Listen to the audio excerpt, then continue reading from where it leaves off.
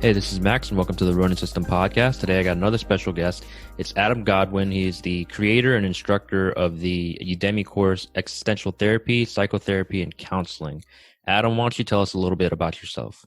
Well, my name's Adam Godwin. I'm from Oxfordshire in England originally, and I started studying philosophy in school, so formally, when I was about 16, and then I went on to do an undergraduate degree in philosophy and psychology at the University of Reading, and eventually went on to do a master's in philosophy before training to become a philosophy teacher. And I taught philosophy in schools, in secondary schools, I think what you would call middle school and high school in the States for a few years. And now I run a few kind of mini businesses and kind of passive income streams, usually focusing on educational resources, but as you've heard already, online courses as well, mainly focused on philosophy and religion and sociology. Yeah. So what led you kind of down that path?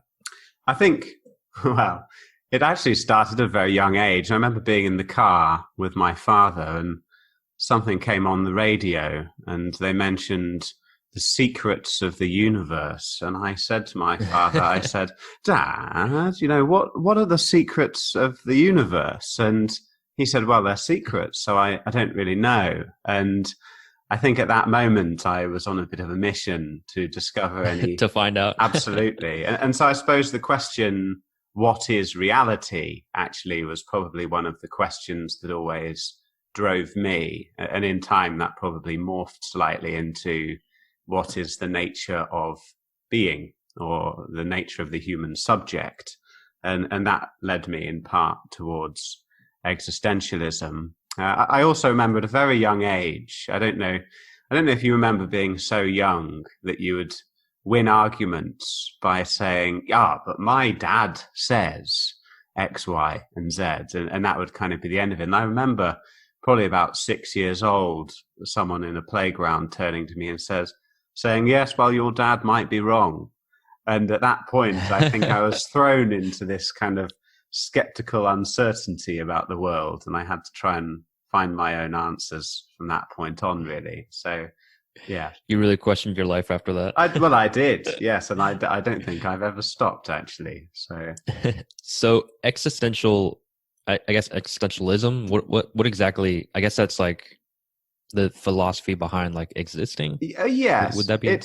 It's fundamentally interested in existence and the nature of human existence. So it is interested in ontology, but it's not such a kind of dry academic study as some forms of philosophy are. It's also very much interested in the human condition and the challenges that arise naturally from our experience of living and how we ought to respond to those challenges. So there's an issue of how we respond to what they call existential givens, things like death and mortality, the kind of fragility and brevity of life, meaninglessness, the lack of a given meaning or purpose or direction. It's not really sure why we're here and what we're meant to do with life. And there are a number of ways we can respond to that. And different existentialists have different views about what the best way is. There's also an issue around our isolation as human beings. There's a kind of unbridgeable gulf between all of us as human beings. And in existential psychology, they're especially interested in how that affects relationships.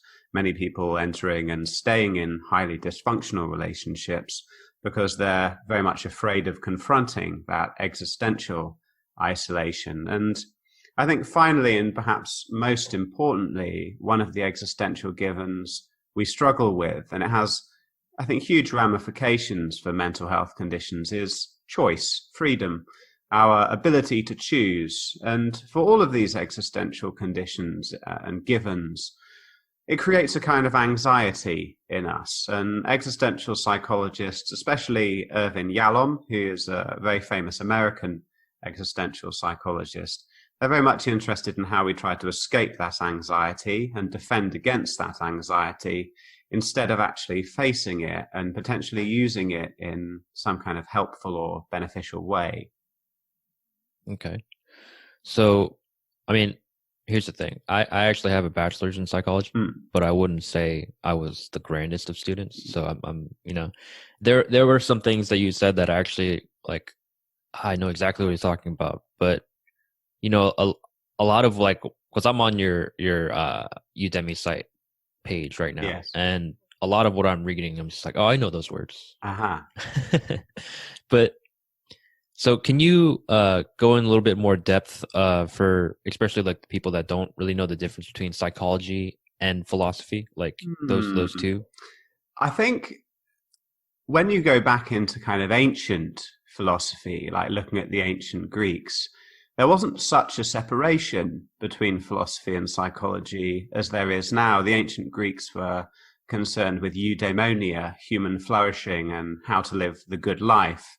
And I think one of the criticisms that continental philosophy and existential philosophy brings to the table with reference to modern academic philosophy is that it's a little bit dry and perhaps irrelevant to the actual challenges of how we ought to live. Obviously, there's ethical philosophers who talk a lot about how we should live in terms of good and evil, right and wrong, but they're often contrasted with analytic philosophers who seem to get quite caught up in how what words mean and kind of conceptual analysis, you could say.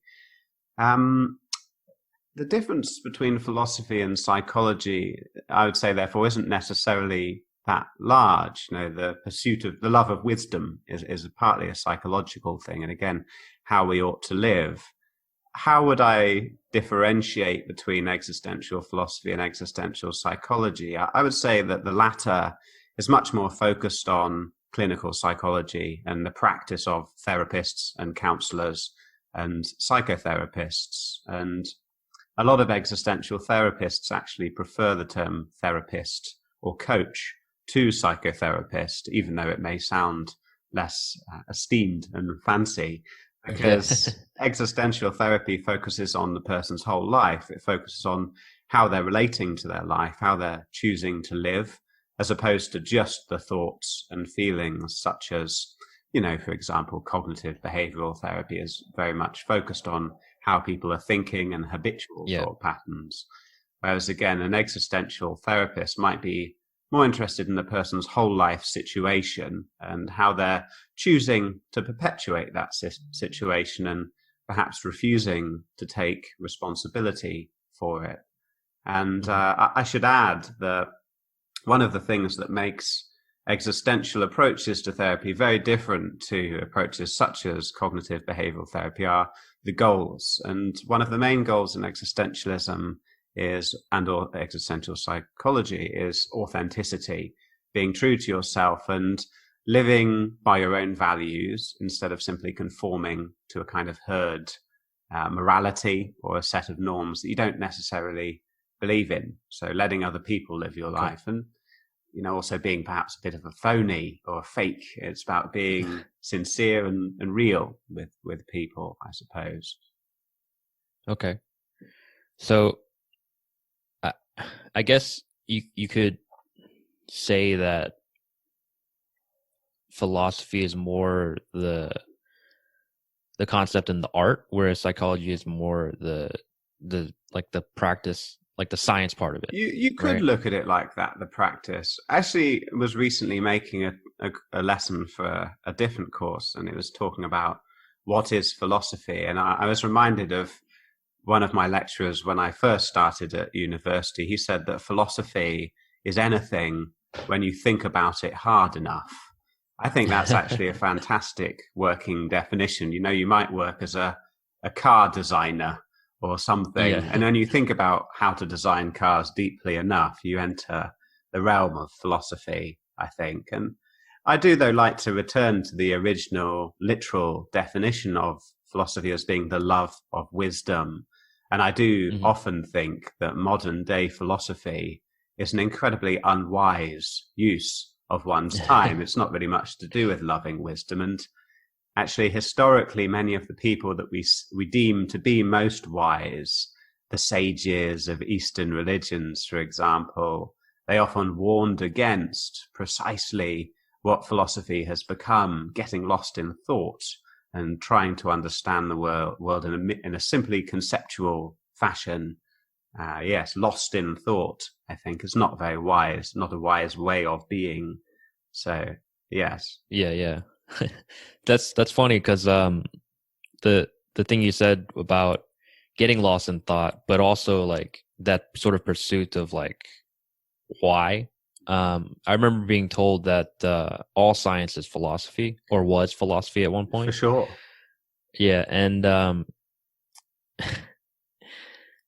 it's really funny to me because everyone has this like it has this idea of like, or has this question of like where we come from, or like why are we here, and all this. But then when we actually like get to that point, and you made the point of like like the actual gurus back in the East, like the Far East, or in those Eastern religions, they'll talk about how you're like modern philosophy would be kind of like a bastardization, I guess, of the actual type of philosophy where you're wasting your thoughts. Yes, and again, getting lost in thought, which I think, especially in Buddhism and Taoism, and I mean, I pretty much on a daily basis think of this one part of the Tao Te Ching where he says, the scholar learns more and more every day.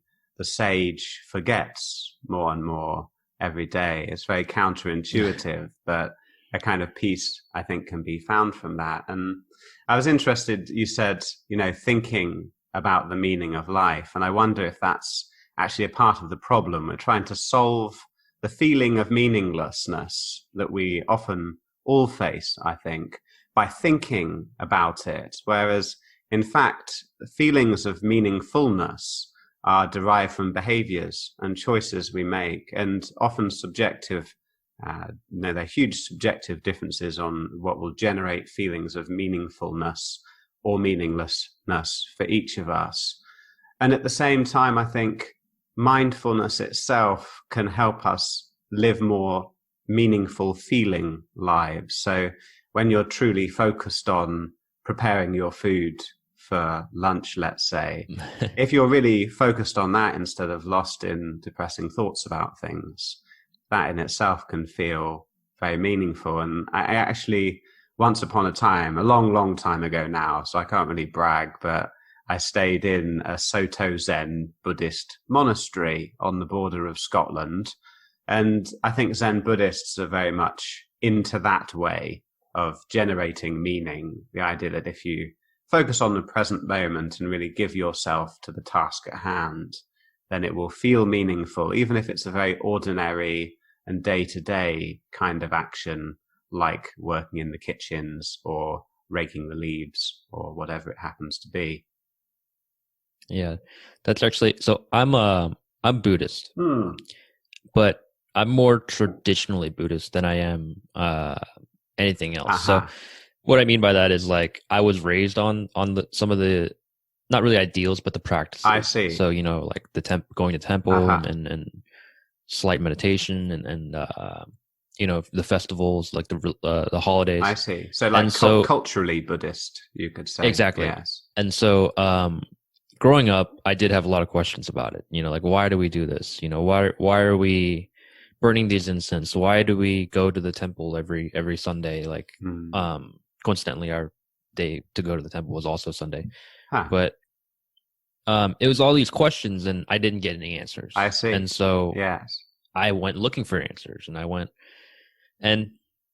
I'll be honest, it's still a very long journey for me, and it's a long, it's a lot to take in that I haven't necessarily taken in just because life has gotten in the way. I haven't had that extreme passion to constantly pursue these Buddhist teachings. But one of the bigger things, I guess, that really I can take away from it often is, like you said, being myself, but also being, I guess, one with the world, or at least trying to, yes, trying to be that's a good right. person. And I suppose focusing on the interconnectedness is a theme. But you remind me of a joke, actually, on the topic of the path and how long the Buddhist path can seem. to be sometimes. There's this joke from Japan, and I love it because it's so simple and universal, and you can tell this joke to hippies at music festivals and they always laugh. And essentially there's a monk walking down the side of a river, and he wants to get to the other side of the river, and eventually he sees another monk sitting there, and he shouts out, "How do I get to the other side?" And the monk looks back at him instantly and says, "You are on the other side." And I think enlightenment can be a bit like that. We see a set of behaviors which we then label as enlightened, and we seek to become that person or more like them. Whereas certainly in Zen Buddhism, there's this doctrine of original enlightenment, which kind of suggests that enlightenment must be a property of awareness, an inherent property that cannot be lost. It's meant to be the one permanent thing in the face of all of the impermanence that we face, perhaps. And I think it's a very interesting approach to Buddhism because, of course, one of Buddha's main teachings is that desire is the antithesis of contentment. So as long as you desire enlightenment and you're like striving to change yourself or your mind, this is a form of desire that prevents peace and contentment. So, of course, it's so easy to talk about these things and so difficult to actually find such peace sometimes. But, I do try. It's easy to talk about, hard to do. Yes, that's right. That's right. I do try to meditate still daily, at least for a little bit, and do nothing. This is the approach to meditation I was taught. To do nothing is to really meditate. But one of the so I try and meditate at least like once a day, but typically it's like maybe once a week, just to kind of like recenter myself. And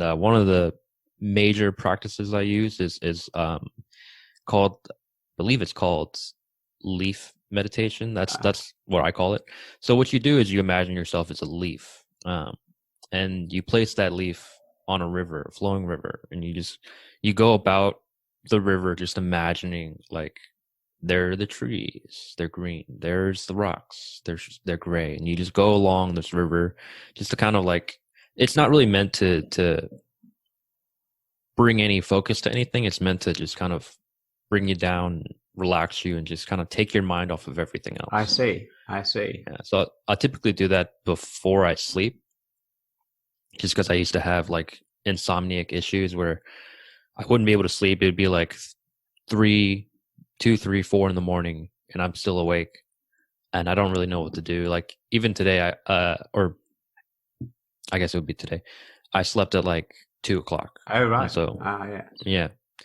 So it's one of those things I do, just kind of like because I'll have those anxiety issues where I'm thinking about, like, I don't know if you've had this before, but I'll be thinking about something I did, like a mistake I made back when elementary school, when I was like 8 or 9. Oh yes. Like, why am I thinking? Yes, about exactly. that? You know? Yes, for sure. I do get lost in such thoughts, and then annoyed at myself for getting lost in them and inflicting that suffering on myself. Yeah. But yeah, so it's interesting. There are so many approaches to meditation, and it's tempting to pick a favorite, but I think they all have something to offer. And I mean, what you describe is an approach to meditation based on visualizing, whereas the approach I was taught, because it is fundamentally about doing nothing, includes not visualizing anything. And it's actually, I think, the only approach to meditation in which the meditator keeps their eyes open.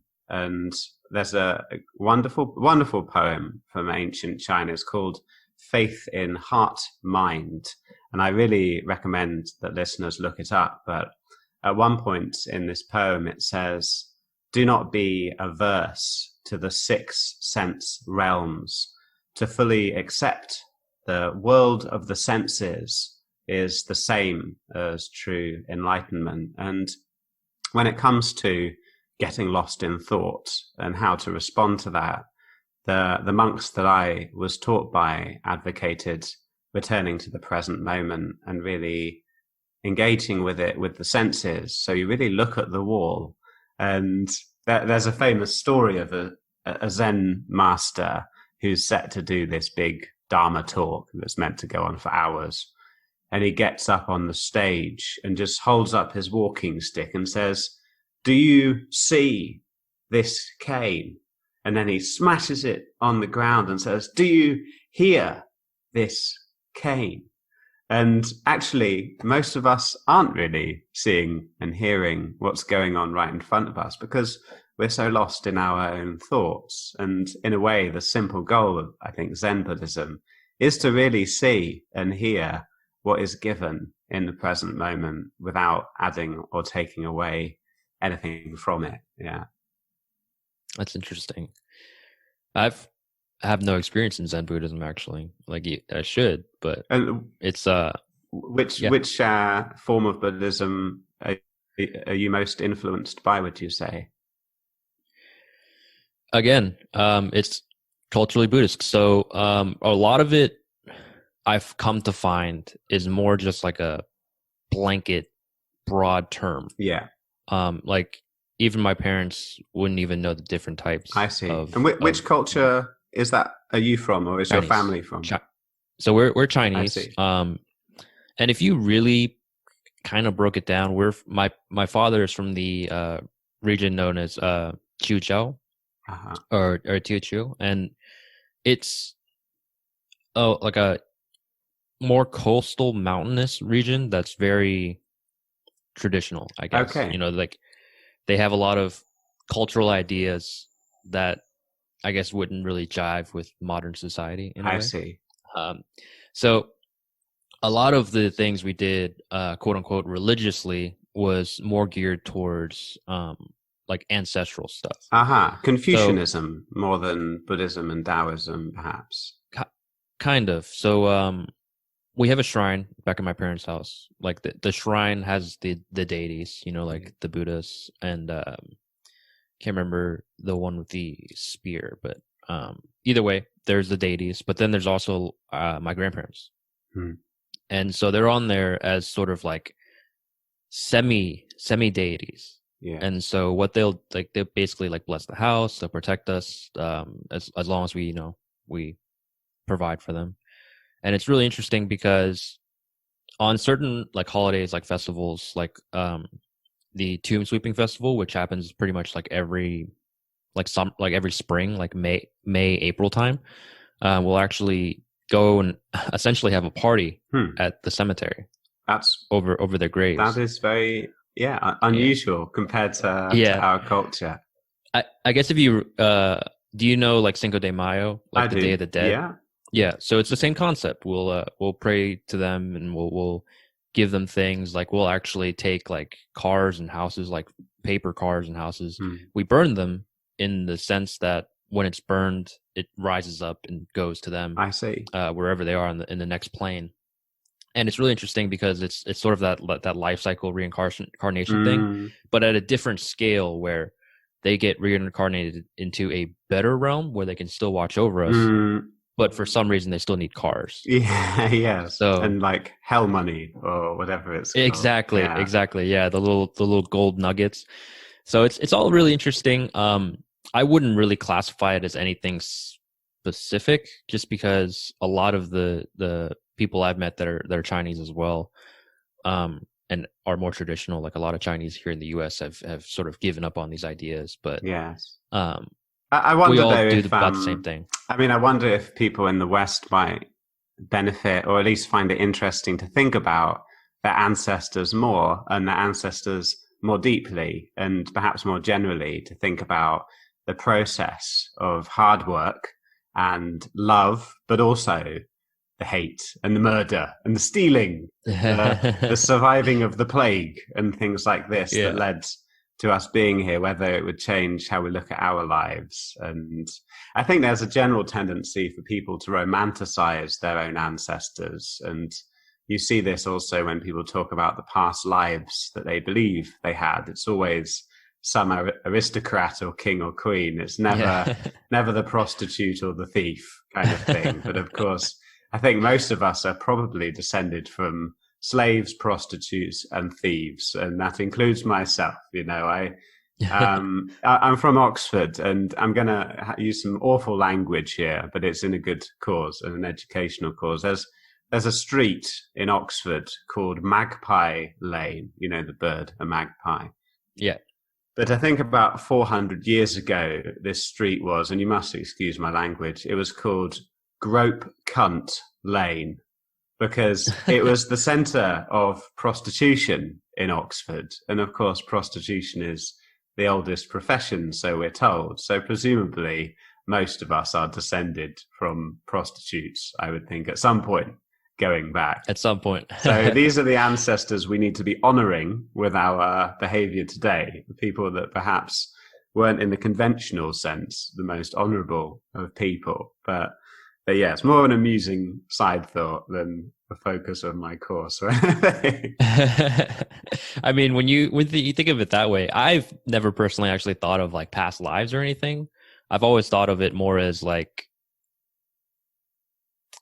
I don't really know actually. Like I try not to delve too deeply into those kinds of thoughts, because I always feel like it's really going to get me nowhere. Maybe. You know? I mean, it's not like it'll necessarily change whatever the afterlife is. I think it's good to understand that the afterlife is a mystery. I'm always deeply suspicious of anyone who's too certain about the afterlife, whether it's that there is one or there isn't one, because I think there are some solid epistemological reasons why it is and must be a mystery, namely the fact that none of us have died that live. So if you're alive, you can't really say.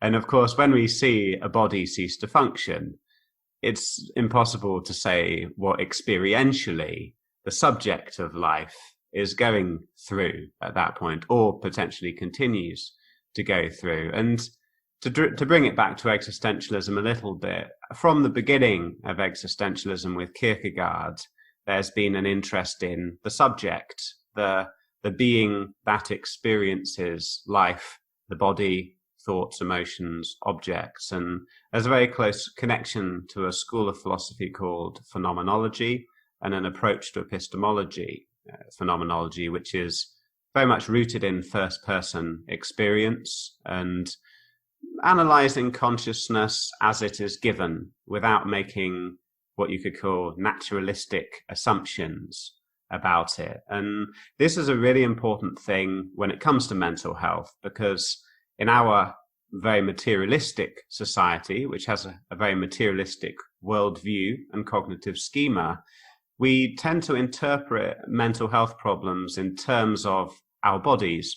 So if I'm depressed, it might be because of a neurotransmitter imbalance, instead of maybe something to do with the choices that I'm making in my life. So we interpret our suffering in terms of ourselves as objects, not as subjects. And existential psychology was influenced quite a lot by the anti-psychiatry movement, and it has a bit of a wariness towards the diagnostic practices and the excessive labeling of what are essentially universal experiences of suffering as pathologies when they're actually kind of normal. And to use a very simple metaphor or analogy for listeners, I sometimes think that a psychiatrist is a bit like a man who puts a dog inside a cage and is upset by the barking of the dog. And to understand the barking, does some blood tests and finds that the cortisol levels are wrong, the serotonins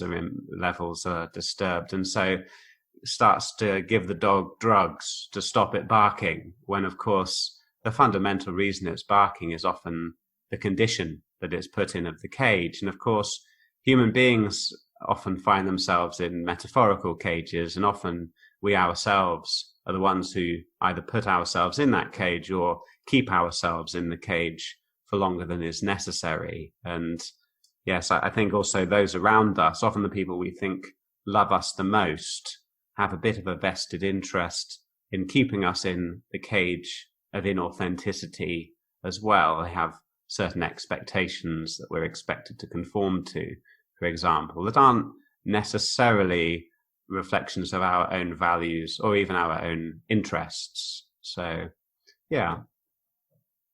Yeah, actually, I'm glad you mentioned the drug for the dog thing, because one of the things that I picked up a lot in learning, getting my degree in psychology, or basically just my bachelor's, um, was that drug therapy is very popular and very very it's all pretty much all realms of psychology, I guess, use it, right? Yeah. Like if you have a mental issue, you take this drug, right? Like if you have depression, you take this drug. If you have anxiety, you take this drug. Schizophrenia, you take this drug.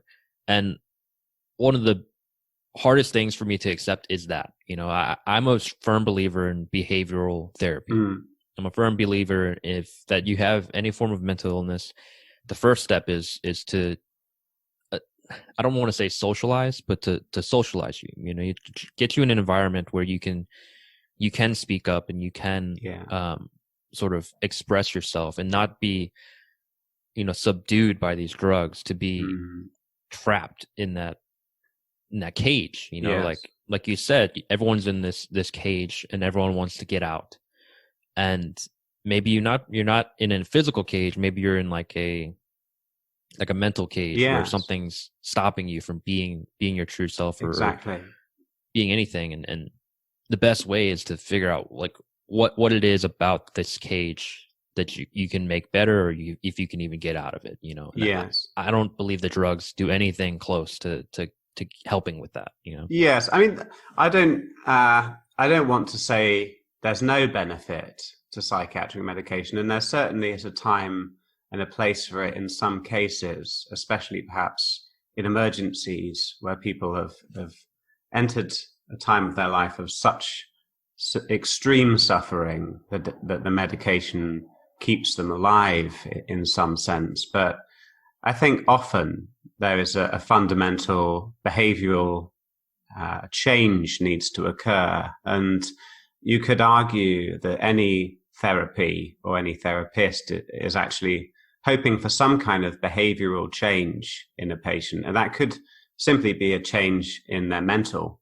behaviors, in the patterns of thought that they generate. But I think actually often it is about taking responsibility for your situation and facing up to choices, and instead of denying choices. And the ability to make choices is a source of great anxiety for us, because the power of human choice is very boundless. You could do anything right now. I could pick up this microphone and throw it through the screen and throw myself out the window. That is a choice, or a series of choices I could make. And yet I stick to doing this. When we make a choice, we're choosing between infinite paths. We're only choosing one, and when we do, we exclude all the others. And it might be wrong. It might be the wrong choice, and we can't ever really know for sure. And so we have this emotional drive to avoid making choices for ourselves and avoid taking responsibility for our lives in that sense, and the choices that sustain them. And that is one of the main focuses of some forms of existential therapy, though there are other forms of and other focuses. And I think one very interesting branch of existential therapy is called logotherapy, which was pioneered by a guy called Viktor Frankl, who survived Auschwitz, which is where he came up. I actually, I have his book. Man's Search for Meaning, is it? Yes. I have exactly the same one with the same cover, and it's a fantastic book. Any listeners, yeah, it's a good read. You must, it should be top of your reading list for existential psychotherapy and psychology, along with, I think, Yalom's book, which is simply called Existential Psychotherapy. That is, to me, that is the Bible of existential therapy. And if you read that, you kind of, half of it all, kind of thing. But if you don't want to spend weeks reading the book, of course, there is a fantastic Udemy course that summarizes it neatly. I'll have to check that out. There's actually I mean, by the time this episode comes out, I don't know if the deal will still be there, but there's a deal for like 86% off. Yeah, I have to say Udemy are a little sneaky about that, because there always seems to be, it's like only 10% of the time does it seem to be the price that I set it to be. And normally you can sign up for less than $20 or around $10, I think. So, but anyway, That's actually kind of crazy. I mean, when I made this course, I thought there aren't that many training courses about it. And the ones that exist are hundreds, maybe even thousands of pounds or dollars. And I don't think it's taught very often at university level. And so when I set out, I thought I'm going to make the epitome, like the best, most unbeatable course on this that no one will be able to top, so that it'll help people learn about it for a long time and help me earn a little bit of money from it for a long time. But crucially, I mean, instead of paying thousands of dollars for kind of $20, it's like 18 hours of lectures essentially. So it goes in pretty deep, and I like to think it's the best course out there, actually. But I challenge any listener to, email me if you find a better one for less money. I challenge you, Well, the thing is, with these courses, I think a lot of people will actually be more inclined to take on these, because like I've actually used Udemy before, but for coding. Yeah, that is what it's most popular for, I think. Really, coding courses. Yeah, and they weren't great. Oh, were they not? Yeah. Well, no. The courses are often made by people who don't actually have much of a background in teaching. So I like to think I've got an edge. But I mean, I also just think university these days is so expensive. And oh yeah, I mean, imagine spending £50,000 on Udemy courses. You would learn a lot. That would be a lot of time and a lot of lectures that you could attend for that money. I know there's more to university than just that, but yeah, I like to think that universities are going to become somewhat redundant over the next few decades, because the internet is just going to be such a wealth of information that like the thing is with like your university degrees, you get it and it's really just a piece of paper. It's a piece of paper that tells people that you went through 4, 5, maybe 3 years of schooling. Yes. When you could be doing more practical things like your course, or like any other courses that you could find on all these different sites or whatever. Yes. You get practical knowledge that you can actually use, whereas I learned about I don't even remember like dumb things. Like I took a course on speech. Okay. And when you hear that, it's like, oh, you learn how to give speeches? No, not really. I learned how to talk. That's literally it. I just learned how to introduce myself and what to do with my hands. That's why I move my hands so much, because I took a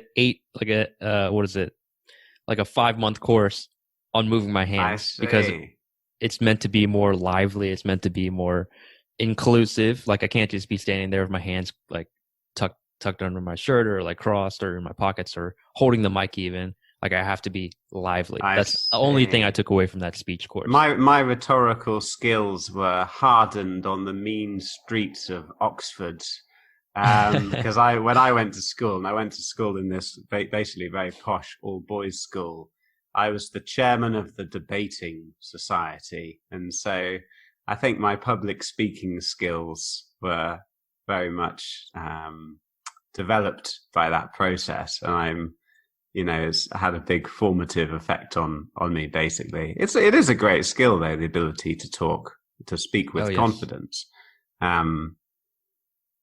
Yes.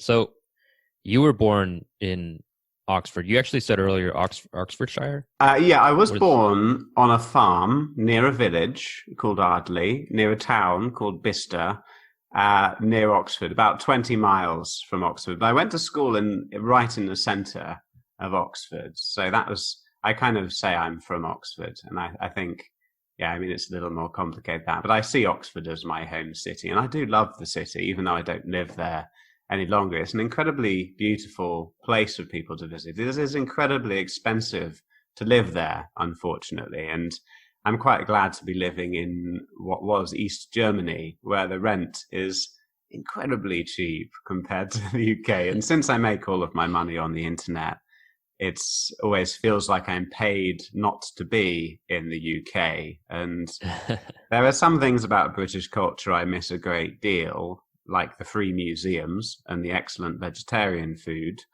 But there are things about British culture that I cannot stand and I find not conducive to good mental health, namely the obsession with class and social class and always having to try and be better than other people. I think that's a very toxic mentality for everyone involved. And I'm glad to be living in an ex-communist part of the world where it does just generally in the street feel more respectful and egalitarian. You know, if you go to a bar in this town of Magdeburg, there aren't people wearing uncomfortable smart shoes and shirts.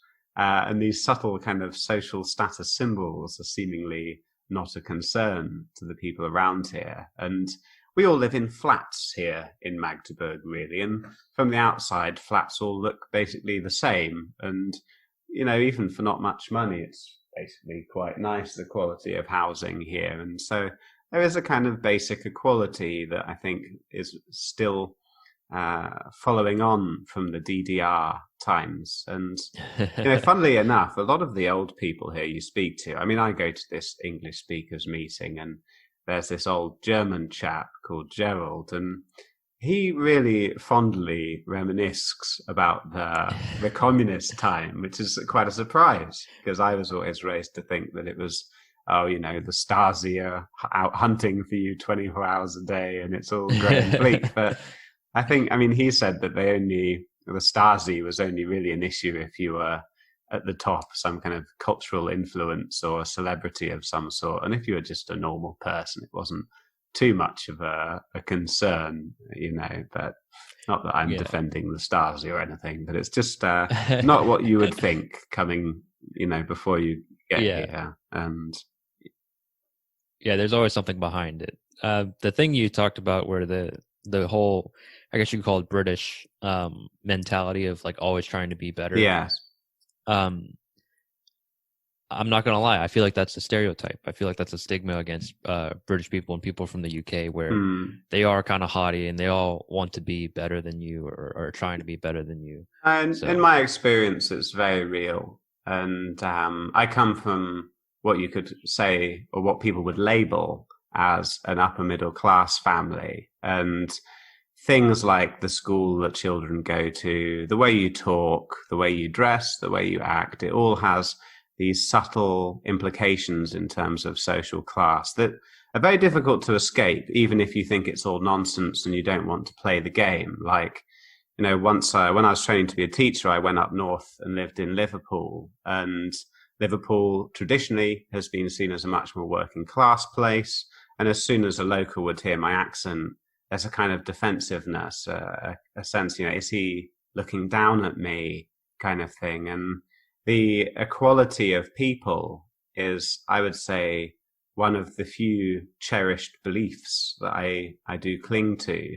And I feel fairly confident in terms of the kind of basic metaphysics of it. The idea that actually the idea of objective value is something I just can't get my head around. I'm a kind of nihilist in a kind of positive and optimistic sense.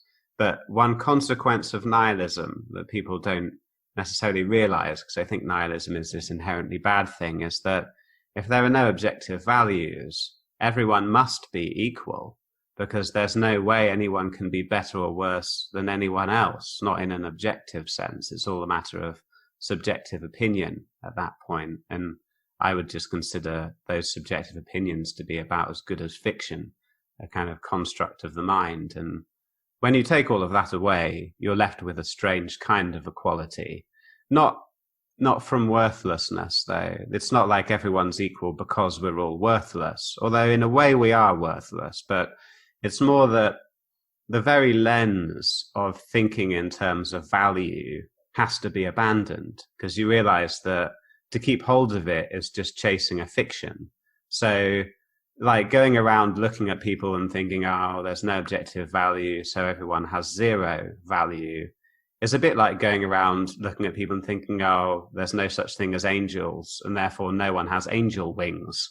It's just, you're kind of chasing a fantasy of the mind as long as you think in those ways. And I mean, one thing I've been thinking of lately, and this isn't something from formal philosophy, it's just something in my own life, is these kind of three basic delusions around value and the way we value and evaluate other people. And the first delusion I think people should definitely let go of is that they are more valuable than anyone else. And the second delusion, that they are less valuable than other people. But the third delusion, and this one might sound a bit more counterintuitive, is the idea that we're equal to other people. Because if you go around all day obsessing over that equality, I don't know if it's particularly good for us. It's like when you see through value, you don't even need to think about it at all. And you don't need to think about equality or inequality in an interpersonal sense. I mean,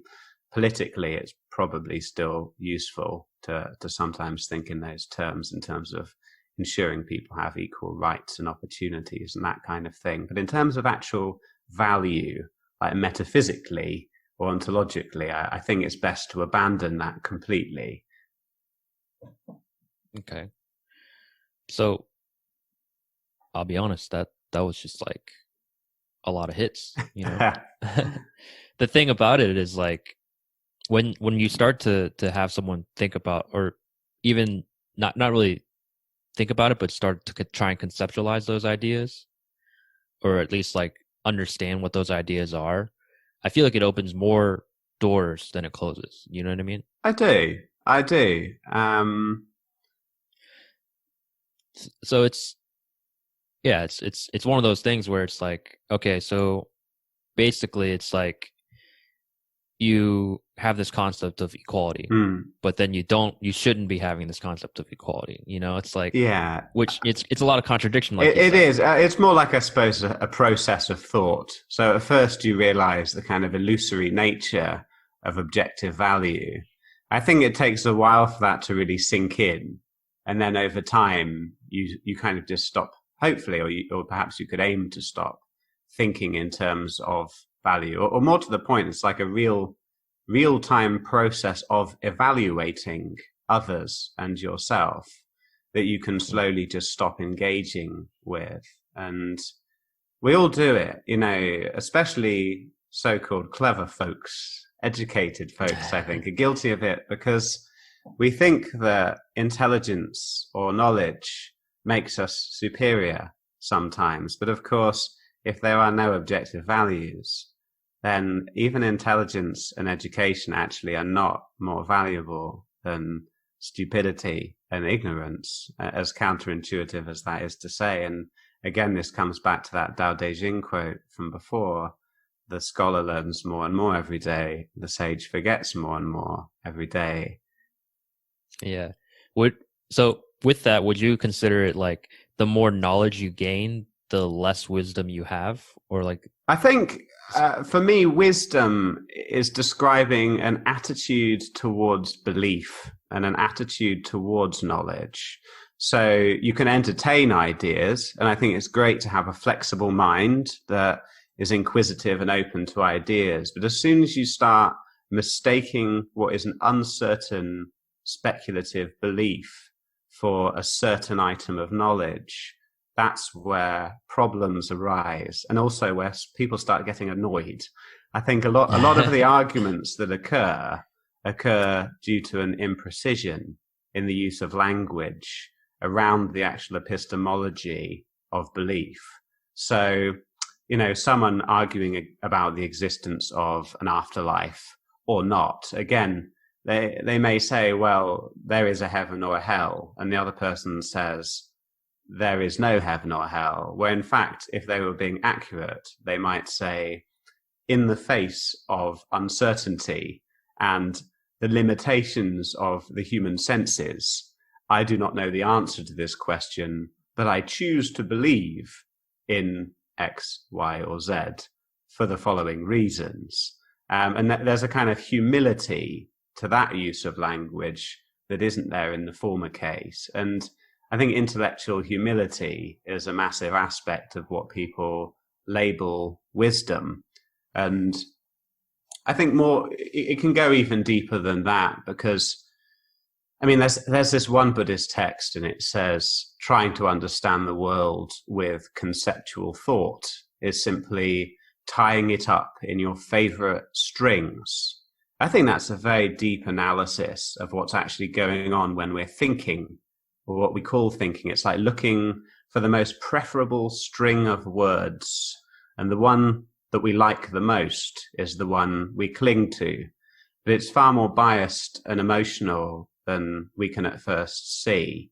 And I think there is generally a kind of wisdom in letting go of thinking completely, and again, returning to the present moment of experience. And for me, this is, one of the main things with meditation, the practice of just sitting in meditation, is about our relationship to thought and whether we're feeding these thoughts. And, from a certain point of view, in fact, this also is from that poem I mentioned before, Faith in Heart Mind. There's this shocking line in it. At one point, it just says, "Do not pursue the truth. Simply let go of your cherished opinions." I think there's a lot in that. And we cling to these strings of words, but actually we get much closer to the truth simply by tuning in to what is given to us in the present moment. I like that. Mm. I was going to ask, obviously you're in Germany, I'm in the US, and in all honesty, the US is just a hotbed of craziness, right? It seems that way from the outside right now, I must say. It's like that from the inside as well. Okay. 100%. But the thing I was going to ask is, there's a lot of people here that cling to their ideals. There's a lot of people here that deal in their own absolutes. Right? Yes. Like there is a heaven and hell, there is a God, and we're all sinners. But I was going to ask, like, have you ever come across in your years of teaching and instruction someone like that? Someone that refuses to believe you? How do you do Well, it's not about them believing me or not. It's about them refusing to question their own beliefs and to discover the uncertainty that they ought to have. And my perspective on that issue fundamentally is that the solution lies in the education system. I recently met a teacher from Finland, and they have one of the world's best education systems. They also have a very politically progressive and egalitarian society, and I don't think that's a coincidence. It seems to me that one of the main roles of a teacher, and this is quite a controversial thing to say, but the main role of a teacher in some ways, or one of the main roles, is to save children from their parents. And when I was a teacher in the UK, we place a massive emphasis on religious studies in schools. So that may seem like a strange thing, but it's not a kind of confessional religious studies where we're trying to make them believe this or that. It is literally the study of different religions and belief systems. And the reason that's such a big deal in the UK is because after the 50s, we had many waves of immigration from radically different cultures, India, Pakistan, Bangladesh, for example. Many African countries sent many people came to Britain. And so there was a need to create understanding and harmony between different faiths. And that's why religious studies became such a big deal. But as I understand it, in the US, it's almost completely forbidden for teachers to even mention religion or religious belief at all.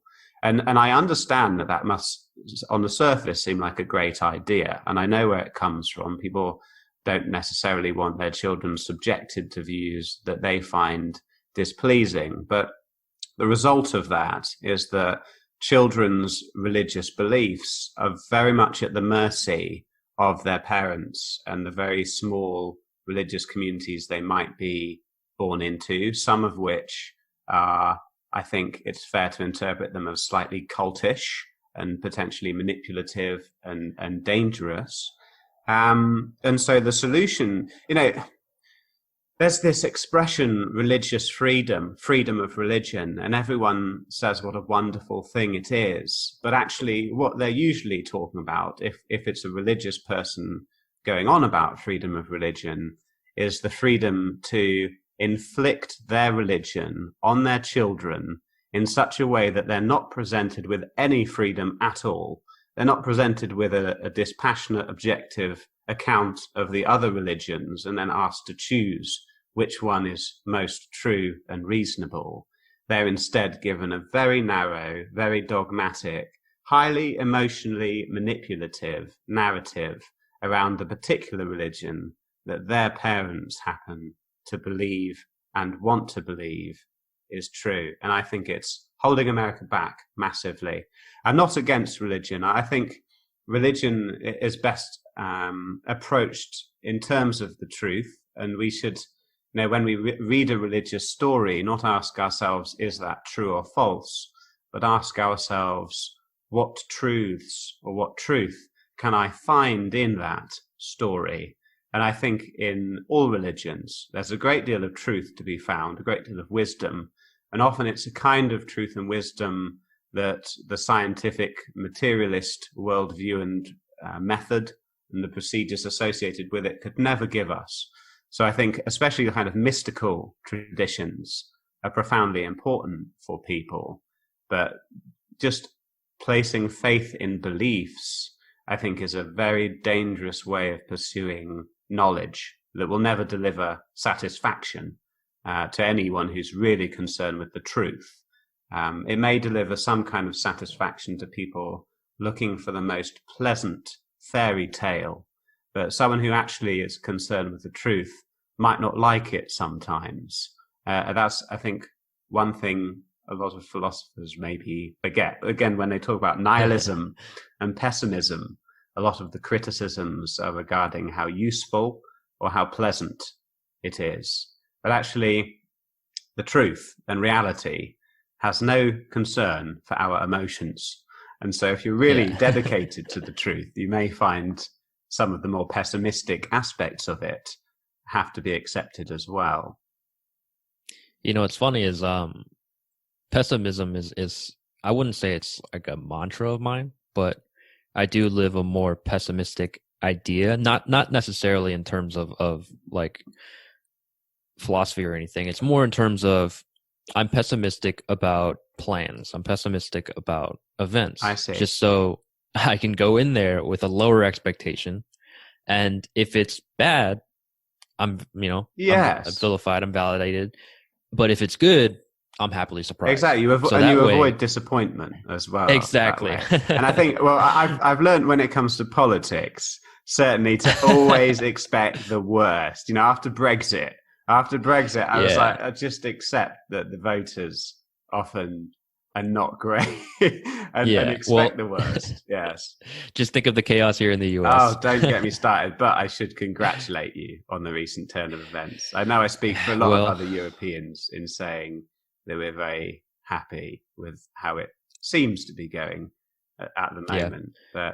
But I'm glad Joe Biden's president-elect. He's making moves already to rejoin the Paris Accords and rejoin WHO and all this other stuff. But man, the past few days have been generally very hectic and very I've been very conscious not to talk about it to the people I see. Not that I go out a lot, but of course with the pandemic and all. But I live in the South. Okay. And the South is highly red. Yeah. Like the red and blue, which is a whole other thing that I can't stand, is the bipartisanism where we have red and blue. It doesn't make much sense to me. That's the thing. Because I think in America, people often vote for an issue they care about very deeply. But this often leads them to ally themselves with people who they don't really agree with at all. And so you have, for example, right-wing libertarians who ally themselves with evangelical conservative Christians, when on the surface they should be natural enemies, because social conservatives kind of want to take freedoms away and have us living a much more constrained life according to a set of much more narrow social norms. I mean, I recently actually made another course, far less serious and frankly less good, actually, on the psychology of conspiracy theories. And what I found interesting this year is the prominence of conspiracy theories in political discourse, and the fact that conspiracy theories have really cost many lives. You know, there's evidence, for example, that people who believed that the COVID-19 epidemic was a conspiracy were less likely to engage in social distancing behaviors. So it's reasonable to suppose that, frankly, some people have died as a result of conspiracy style thinking, which isn't to say that conspiracies don't happen. And actually, one of my general conclusions on that topic is that if you want people to believe in conspiracy theories less, the government has to stop committing conspiracies, because it in the past certainly has done with PRISM and with MK Ultra and things like that. And the amount of kind of redacted text on many of the files that do get released only, I think, deepens the lack of trust, the cynicism and the suspicion that leads to this very unhelpful conspiracy style thinking that, I mean, this is the other thing. When a conspiracy theory is correct, it can save lives. So Jewish people living in Germany in the 1930s who were prone to conspiracy style thinking would have been more likely to run and live. Mm-hmm. But when conspiracy theories are wrong, then they can cost lives. So people have to be very careful, and they're not being careful enough. And they're often getting very attached to conspiracy theories purely because it serves their political interests. But we were talking before about pessimism, and philosophical pessimism is something I think people should explore. And I think one of the strange things about it is when I read philosophical pessimism, it's such a joy.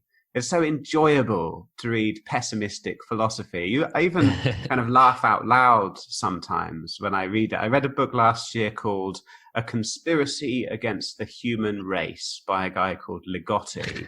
And it is the most pessimistic, negative. You know, he talks about the universe as if it's a kind of meat grinder in which individual humans are like eggs being cracked in this horrific omelette with no concern for us, in a completely indifferent universe. And that indifference of the universe is something also central in existentialism. So I don't know if you've heard of Albert Camus. He wrote a book called The Outsider, L'Étranger, and at the end, this guy's... I've heard of those. Okay, I mean, in his fiction is great. In fact, it's often said that Sartre writes great philosophy and terrible fiction, whereas Camus writes terrible philosophy and great fiction. And there's an element of truth in that, and Camus' fiction is great, and it usually ends with some kind of epiphany, some kind of realization about the existential truth of things. And in The Outsider, you know, this guy has killed someone, and he goes to court, and only then does he get shamed and judged by people. And on his way out of the courthouse, he has his epiphany, and he says, "And then I surrendered to the sublime indifference of the universe." And that's the kind of profound revelation, but it is profound. When we look up at the stars, I think many of us feel a weight being lifted off our shoulders because we realize our own insignificance, our vanity, and the indifference of the universe. And it's a wonderful feeling, a wonderful thing to be reminded of, how unimportant we are. But yes, I recommend this book, A Conspiracy Against Mankind. You might find yourself 2% less happy after reading it. Only 2%. Only 2%. But in some ways, it's somewhat liberating. And the reason it's called A Conspiracy Against Mankind is because the idea that life is good and that we're all having a wonderful time is a part of the social status game. So we all end up playing it. And we know after a while that if people say, "How are you doing?" and you'll be like, "Oh, God, you know, well, the human condition and endless suffering. And did you read what Buddha said about dukkha and impermanence?" We're not going to make many friends very quickly. And so we all end up towing the party line. Life is wonderful. Let's make more kids because that's going to be really enjoyable for them. And if you don't, this taboo emerges that ends up being a kind of conspiracy that actually kind of perpetuates human suffering a great deal. So yeah, fantastic book. I recommend it.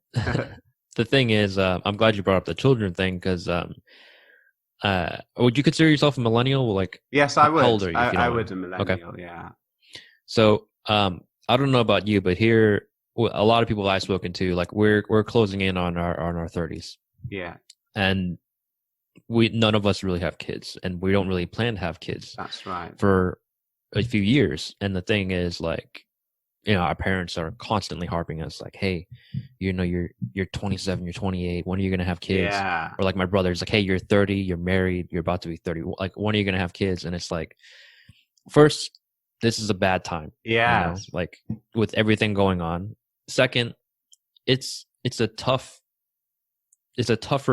decade and century, because things are getting crazier. With things climate are getting more change hectic and stuff. I mean, exactly, for sure. Yeah. And it's a harsh world to be brought into. And I'm also glad you brought up the whole, like, because like in the U.S. there's this concept of life, liberty, and pursuit of happiness. Yes. Right? And one of the things that I really stick to is the pursuit of happiness. It's not life, liberty, and happiness. It's the pursuit. And a lot of people forget the idea of, like, you're not really meant to be happy. You're meant to kind of find what makes you happy. You're meant to pursue it. And so that was my, I guess, concept of that. So one thing I will ask is, living in Germany, right? You live in the East German side. Yes, ex-East Germany. Yes, ex-East German. So you would consider it more of like a socialist environment, right? Yes, culturally, certainly, yes. Culturally? Yeah.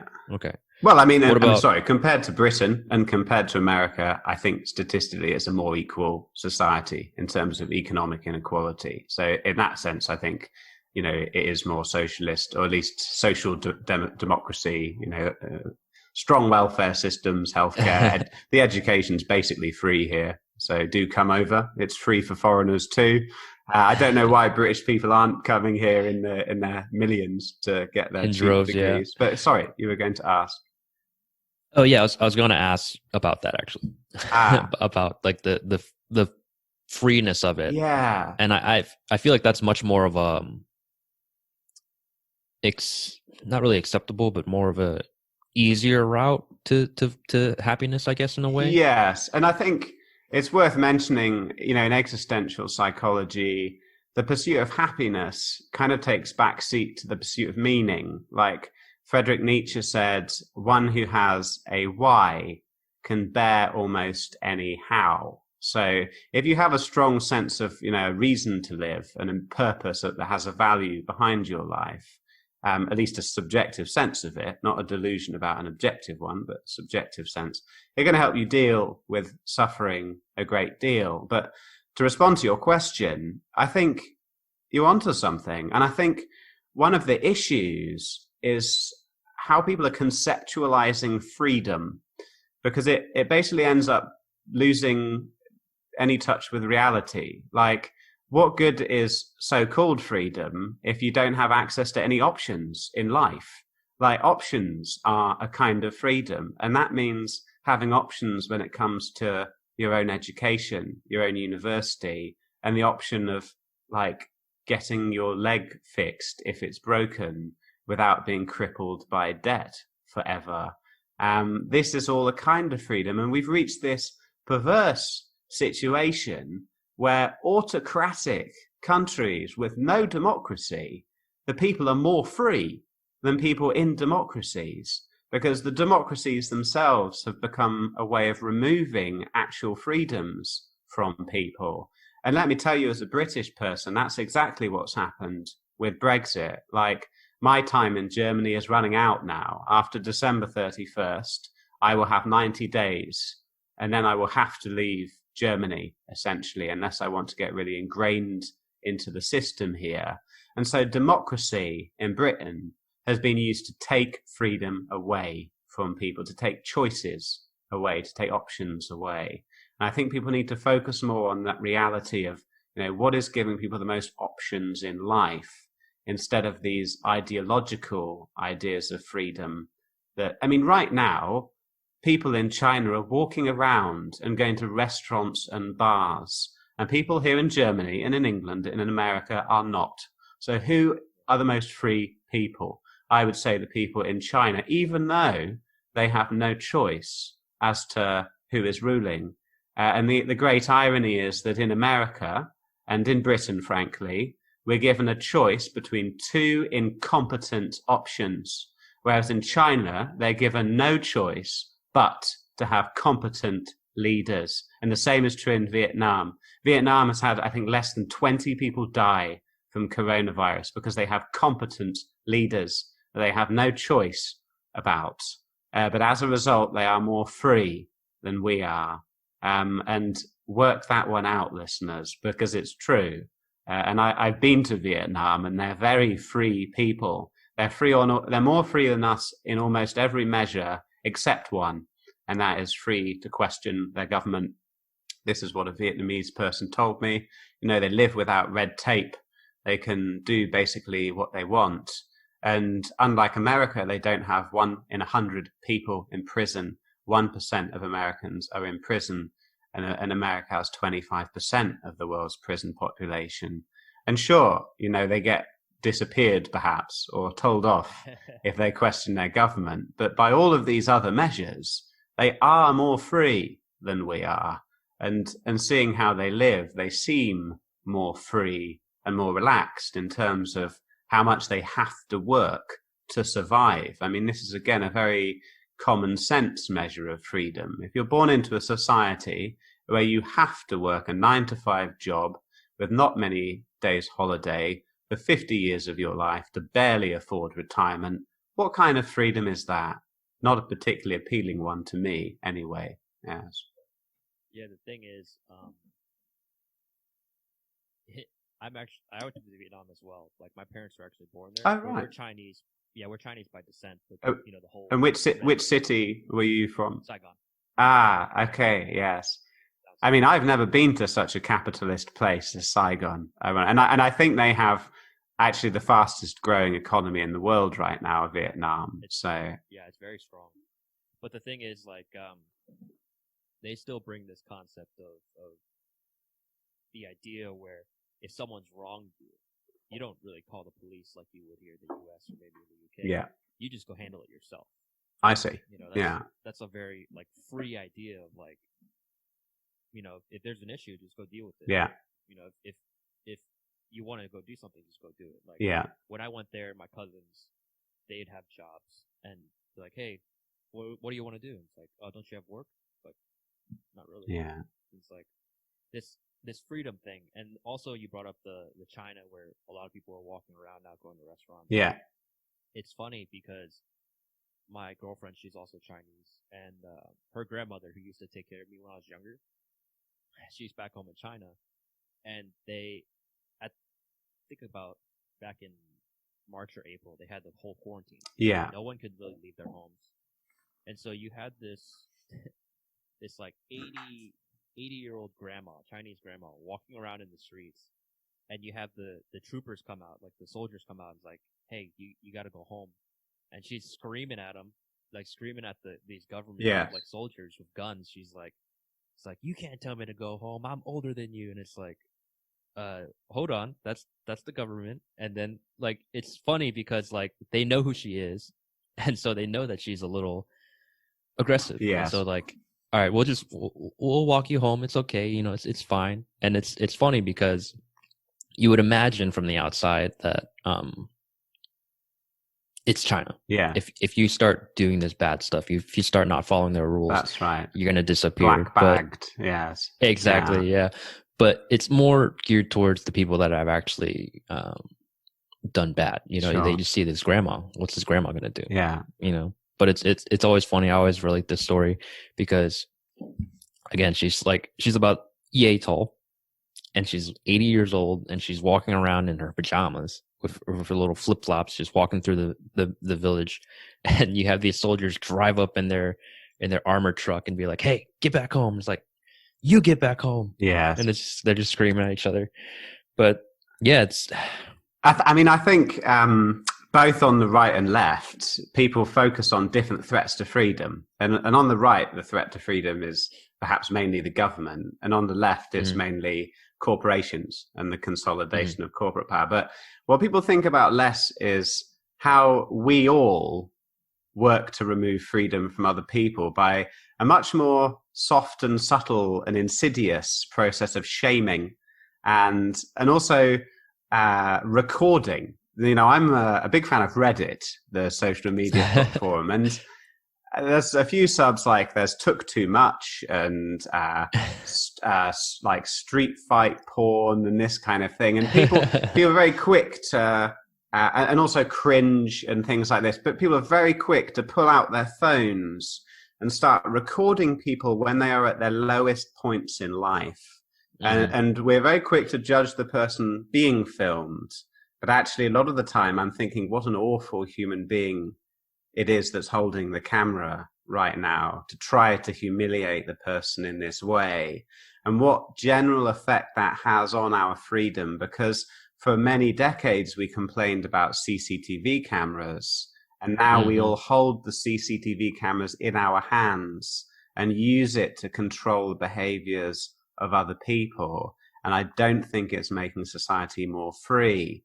But of course, the existentialist would say that actually the greatest threat to freedom isn't necessarily governments, corporations, or other people. It is ourselves and the way that we pretend that we're not free on certain issues. And we, you know, self-deception is a recurring theme in existential psychology, the lies we tell ourselves to stop us changing our lives. And one of the most famous existential therapists is called Rollo May, who practiced in the existential humanist tradition in America. And one of his strategies in therapy was simply to ask his patient who was complaining about their life, he would say, so why don't you just change your name and move to California then? Why don't you just change your name and move to another city? And of course, at that point, they're confronted with the fact that they are choosing to perpetuate their situation. And so why are they doing it? And this is where this concept of payoffs comes in. And Yalom talks about this a great deal, that people perpetuate the conditions that cause themselves suffering because they get certain payoffs from it that they perhaps don't want to face up to. So why is this individual staying in an abusive relationship? Because if they leave, they have to face their existential isolation. Why does the person have OCD and keeps washing their hands? Well, because if they let go of that control, they have to face up to the fact that actually death can come at any moment, probably not even from bacteria. They could have an aneurysm or a heart attack or a stroke or any number of things. And so by letting go of the symptom, they would have to face this much broader anxiety. So there's a kind of subtle payoff that people deny and deceive themselves about. I just think, you know, this existential therapy, when you understand it, it makes so much sense, and it's so radically different to other approaches to psychology that more people need to know about it. And I was very lucky, actually, because I first learned about existential therapy when I was only 18 years old. A teacher recommended me Yalom's book, and I'm very grateful that happened, because I think it has helped me be a bit more authentic and free in my life. One question I did have, so in the UK, and I guess also by extension, if you know, in Germany, are there like courses for like secondary school, like for high school, middle school, for like this kind of stuff, like for philosophy, for psychology even? Certainly psychology there is. In the UK, students can study it at both GCSE and A-level. So that's from age 14. They can study psychology. A lot of the kind of practical, emotional education occurs in, we call it the PSHE curriculum, which is I think, personal, social, health and emotional education. And teachers also have a remit summed up with so many acronyms in education, but it's the SMSC remit, which is the social, moral, cultural and spiritual remit that we should help young people develop in those ways. But there aren't many formal courses when it comes to philosophy. There's not. But a lot of because sorry, yeah, go ahead. I was gonna say here in the U.S. it's like we have this huge focus on mathematics and science. Yes. You know, not a lot of focus on anything really. Like I would consider this more of an art, like anything art related, or like there's no real focus on. I see. Even English, like we're taught English, quote unquote. It's more just like sort of literature and reading and writing. Right. But like there's no concept of that.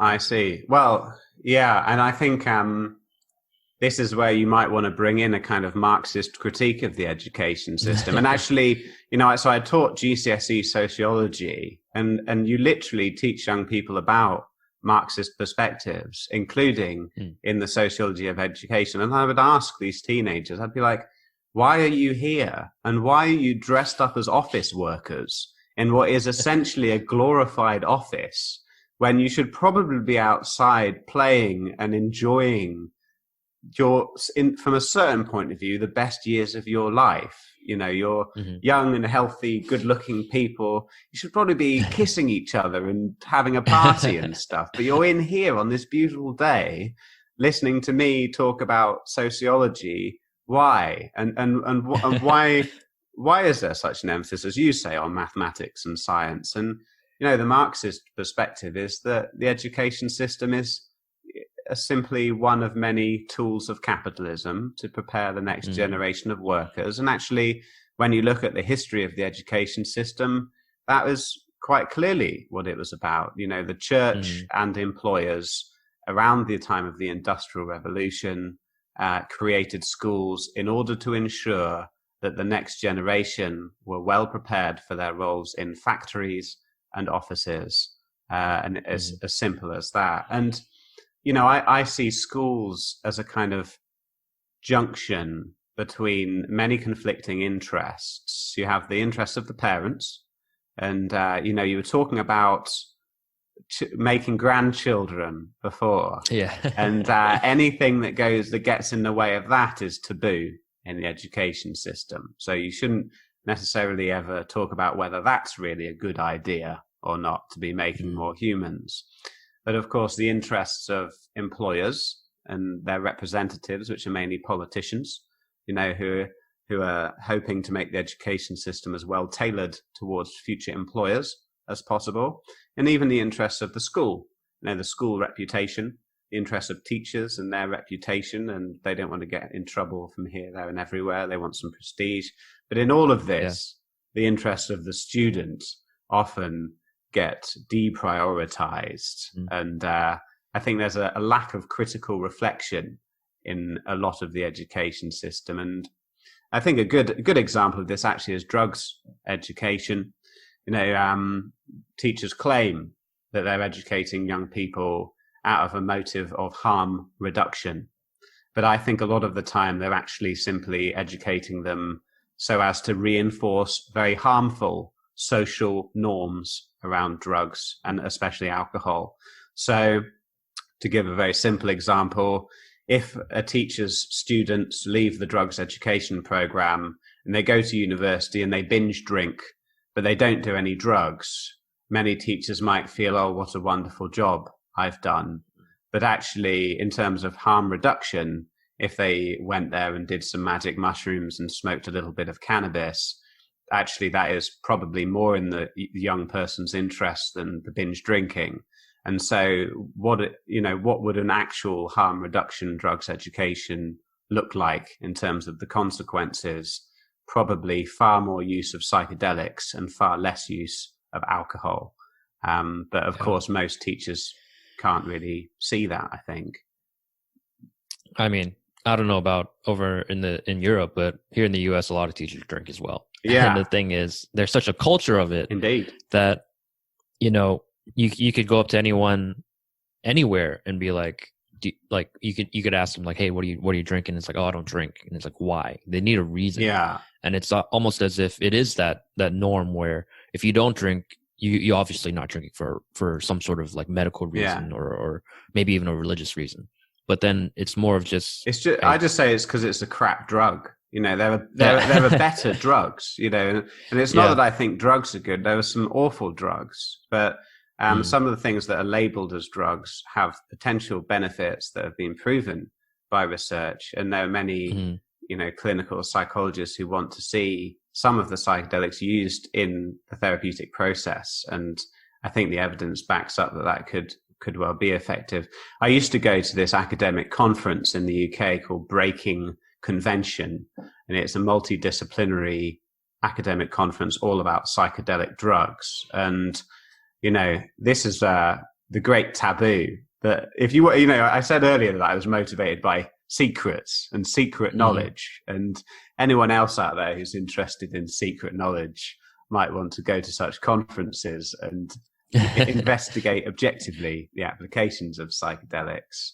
But alcohol's just an old drug. It's like someone using mandrake root or hemlock or something. To me, it's like, why would you do that? And and we spoke about Buddhism before, and one of the precepts in Buddhism is a precept against intoxicants. And I asked a monk once, what do you mean by intoxicants? And they said, anything that makes the mind a toxic environment. I think that's a fantastic way to look at it. Even anger can be an intoxicant, and it's a highly addictive intoxicant at that, because it can make the mind a very toxic place to be. And a glass of wine probably isn't an intoxicant, but a bottle probably is. And actually, the early text, I think, what Buddha actually said was to abstain from drinks that lead to heedlessness.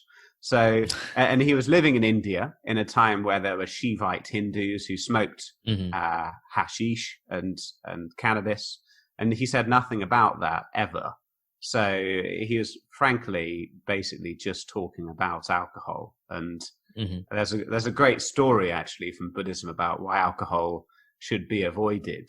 And there's this monk walking in the mountains, and a woman comes out of a hut. She's holding a baby and a bottle of wine, and there's a goat there. And she says, "Oi, monk, you got to choose one of these things, right? You got to have sex with me, or drink this wine, or kill the goat and eat it. And if you don't, then I'm going to kill this baby and myself." So the monk's like, what do I do here? I obviously can't kill the goat and eat it because I've taken this vow of non-violence. I'm not meant to do that. And I obviously can't have sex with this woman because I've taken a vow of celibacy. I'm not even allowed to touch women. So I suppose it's best if I just drink wine. And so he drinks the wine. And of course he gets drunk, and then he shags the woman and kills the goat and eats it, And so the basic idea is that, alcohol is a moral corrupter. And I think that's generally true. It tends not to bring out the best in us. Whereas, I don't know, I've been to a lot of music festivals, and especially psytrance festivals, which I recommend to any hippies who want to be at the frontier of fun in this world. But anyway, the people on these psychedelics, they walk around with a particular grace and dignity that you don't see in a drunk person stumbling around, shouting at people, getting rowdy. And I'm quite superficial in my judgment of drugs, actually. If people look like they've had a lobotomy on a drug, then I'm probably not going to do it. And if they look switched on and kind of, like I said, a bit graceful and elegant and dignified, I often take that to be a fairly good reflection of a particular substance. Yeah, I think you really got to look at it as like kind of like an elevator, or like a what's the opposite of that, where it kind of brings you down and it kind of like calms you down, mellows you out. But it's funny because you mentioned anger also being an intoxicant. Yes. And when I was younger, I was very prone to it. I was a very angry kid for no reason. It was just something about me, right? And so as I've gotten older, I've come to this concept of I don't know why I was ever angry. I still do have these angry spouts. I guess it's more of like a mental thing. But I've come to realize that my anger isn't related to hatred. Hatred is like one of the worst. It's something that'll hold you down for the rest of your life. Hating anything. Yeah. And so, there have been times where people have wronged me, or even the topic's been brought up where I just have to admit that I can't hate anyone. It's just it's against my nature, I guess. Like you could even say, like, I know I talked about not getting political, but I voted for Biden because I can't say I hate Trump. I just don't know him. I don't. It's not in my. It's not in my nature to hate. I wish I could but be. I wish I could be not so like confident. his concepts. I wish I could be so confident. I'm glad to see the back of that man, but partly because he seems to inspire those who do hate so much. Yes. Yeah. But I must point out that you're disagreeing with one of the greatest philosophers that's ever existed, and that is Jedi Master Yoda, who said, fear leads to anger and anger leads to hate. And there is a great deal of truth in those words, because usually anger is coming from a sense of threat and anxiety and fear. I did read in a book, someone asked a Buddhist monk, do enlightened people get angry? And they said, yes, if there is a righteous cause for anger, but as soon as the cause ends, the anger is let go of. And certainly in the Buddhist tradition, anger, I think, is seen as, well, it's one of the three poisons, greed, anger, and delusion. And I know, there's the Buddha said that clinging to anger is like holding on to a hot coal that you're waiting to throw at someone else. And so the issue is always the attachment to that emotion that would, I think, no human's going to go through life without getting angry. Nor should we advocate and expect that. I don't know if it would even be healthy to never get angry, but it's about when we start fueling it and ruminating and obsessing, and we all do it, I suppose, sometimes. But yeah, it's more of like I guess Yoda said, fear to anger to hate. It's a stepping stool, like if you hold on to that anger, like you said, like that hot coal, it starts to become hatred, and that hate will consume you. That it'll take up everything about you. Like you couldn't even process anything else or accept anything else or think of anything else with that in your body, know. And so I guess it is better to let that anger out. It's better to release that sort of wrath, I guess. Well, and this this basic fear that drives anger, especially when we look at political issues, and especially when we look at like racism, for example, the hatred of other ethnic groups or races. I think that fear is rooted in a kind of deeper delusion, which again, we spoke about nihilism before. Like nihilism presents an antidote to it, because frankly, the idea that I'm important or that my potential offspring and descendants are especially important is false. There's no value to any of it. And there's certainly no more value to my hypothetical descendants than to those of someone of another race or ethnicity. And once you like fully accept one's valuelessness and the equality that's implied by that, it makes it all much less threatening. Because I think a lot of racism is driven by fears of replacement and fears of, them coming for our women, this kind of language. And there's a lot of arrogance in that. A lot of it's like too much self-esteem, basically, too much sense of value that it's about myself and because I'm so valuable. And I think in many ways, that's the key delusion, that when you accept it, again, the truth isn't always pleasant. And I know it's like, I don't want to have a dig at Jordan Peterson because I don't actually know too much about his teachings. I know he's got a lot of fans, but from what I've seen, he often starts by talking about why young men are valuable. And then all the young men, their ears prick up and they start listening to him because he's telling them what they want to hear. And if he started by saying, "You're all worthless, and here's how you can be happier," no one's going to listen. No, there's no lie easier to sell, no delusion easier to sell to people than their own self-importance and superiority. And a lot of religions pander to that, incidentally. And I wonder sometimes if Professor Peterson does also, but again, don't profess to be an expert on him. I'm not in a place to criticize his teachings because I don't know enough about him. It's just something I've noticed about some of his videos, So this has been a good conversation. I like this. Well, thank you. Thank you for having me. I've learned a lot. Yeah. It's about an hour and a half in. Is there any shout outs you want to give or anything? Of course, your course is still up there: Existential Therapy, Psychotherapy, and Counseling on Udemy. Yeah, mainly that, really. That's, I've made literally thousands of resources which sit on the internet waiting for people to buy them, mainly teaching resources, mainly religious studies and sociology on tests and teachers paid teachers. But that course is the one that I'm most proud of, actually, the one that I feel is kind of the best thing I've ever made. And if people sign up for it, they should be pleased with the detail and the depth that it goes into. So yeah, if people have found existential psychology interesting and want to learn more about it, it's the cheapest way to learn a lot about it. So it's definitely cheap. Yeah, exactly. I'll admit that. I should say I should say affordable, because in America, cheap is a bad word. In England, cheap just means affordable. In America, cheap is like he doesn't like to spend lots on his food or something. But... Well, it really depends on who you ask, I guess. Okay. I'm okay with using cheap. Okay. I do understand the concept of saying affordable is probably better, but it's definitely very affordable. Are all your courses on Udemy?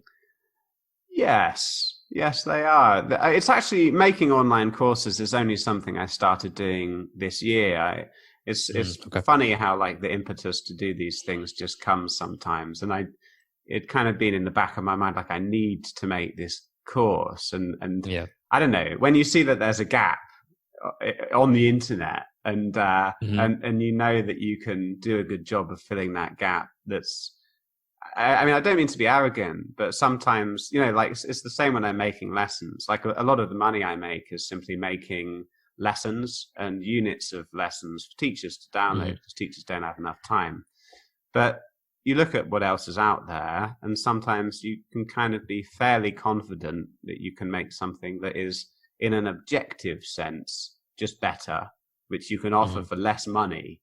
And then if you do it, in theory, you can make money. And the main challenge, a lot of people out there, I suppose, are thinking about how to make a passive income these days. It's a bit of like the dream. And actually, I've done so far, I'm doing pretty well. I live off passive income, and I make more than when I was a full-time teacher. I won't be a millionaire anytime soon, but I do pretty well for myself. Actually, the entire challenge is advertising. You can make the best X, Y, and Z in the world, but if people don't know it exists, then you won't make much money from it. And this is the problem with the internet, in a way, is that, I mean, this is why Google and Facebook are so powerful, right? And they end up taking a hell of a lot of the actual money that you make, because you have not much choice but to go with them. And the thing is, I had Bilal on. He's the creator of that startup that I talked about before the show started, where it's a brilliant idea. It's basically he calls it an Uber for computers. Okay. So basically, if you have a computer issue or anything, you can get in touch with him and his company or his startup, and he'll help you fix it. Good idea. And it's a brilliant idea, but we were talking about how marketing is the biggest factor. Yes. That's the biggest, I guess you could say, money sink. Yeah. Because that's the part where you have to spend money to make money. Yes. So I guess it's very similar with you and your courses. It is. Yes. I mean, do you have a website? I have a few here and there for different things. Okay. I mean, another example. I do have this other project, and it's an organization I started called the Global Metacognition Institute, and it's aimed at secondary school teachers. And it focuses on teaching resources that develop metacognition and foster self-regulated learning behaviors. And, the thing is, there's 20 odd years of research going on and on about how important metacognition is, but barely any resources out there for teachers to actually foster that. And so I've made this massive suite of educational resources focused on metacognition and self-regulated learning. And that's globalmetacognition.com. But we're talking about advertising before. And if I were to go onto Google and search for metacognition, I mean, the results are like 10 years old, and my site's nowhere to be seen. But objectively, they are the best resources you can get for it. Certainly the best looking. I mean, there's no doubt there. Because some of the stuff out there is basic as anything. And I always make sure my resources are at least very pretty. Because a lot of teaching is an image game. It's like it's got to be eye-catching. Exactly. Not just like for the students, but it's like, what is the headmaster going to think when he flicks through my books? Is this going to look good or not? And as a teacher, it's actually quite important that it's all quite pretty and good looking, and some graphic design has gone into it. And so to give an example, a lot of teachers might use an exit ticket, which is something you give students when they leave the classroom to reflect on what they've learned and what was difficult to learn about, and that kind of thing. And usually the ones you download have been made by teachers in the 10 minutes before lesson one that they've just had to throw together. Whereas I've used, professional graphic designers to make mine. So they look really fancy. They look like fairground ride tickets and things like this. And so they're they look legitimate. Well, they look kind of colorful and fun. And I think it makes a difference. But yes. But man, Adam, thank you for this, man. Thank you for coming on the show. Thank you for sharing your course, and hopefully people actually will hop on there and learn something about themselves and about existentialism and about the meaning of all this, or at least try to learn the meaning of all this. I do hope so. Thank you so much for having me, Max. Of course. So guys, if you guys want to hear more from Adam, feel free to check out his course. It's 18 hours. From what I've been told by Adam, apparently they're going to have another sale at some point, because this sale is ending in like 4 hours. So by the time this video comes out, this episode will come out the 23rd. So next Monday, or next Monday. But either way, guys, same old spiel. If you're regular listeners, thank you so much for your continued support. If you're new listeners and you liked what you heard, feel free to write a review. If you didn't like what you heard, feel free to write a review. Either way, write a review. It helps me out. I like to learn about myself and always constantly trying to improve. But either way, guys, thank you so much. Have an amazing day. Get out there, get hungry, and good luck.